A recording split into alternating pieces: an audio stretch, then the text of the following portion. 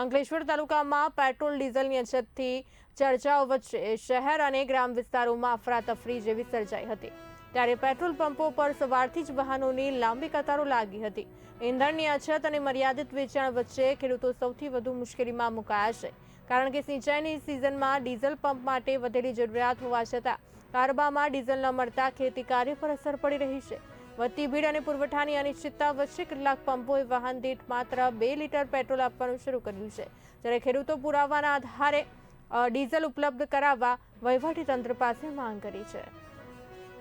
હું રહેવાસી કાંસાનો છે, હું ખેડૂત છે, મને આ લોકો ડીઝલ આલતા નહીં। આખા ભરૂચ જિલ્લામાં મેં ડીઝલ હોડીને આવ્યો, એક બી પેટ્રોલ પંપ પર ડીઝલ કાર્બનમાં આલતા નહીં। ખેડૂત લઈને આવવાનો, ખેડૂત મશીન લઈને અહીં આવવાનો, અમે પાણી રવાનું હોય તો અહીં આવવાનો, અમે મશીન કેટા આવવાનું, અમારું ટ્રેક્ટરમાં ડીઝલ આલતા નહીં। એ લોકો શું કરવું? સરકાર મારી માંગ છે કે મને ડીઝલ જોઈએ।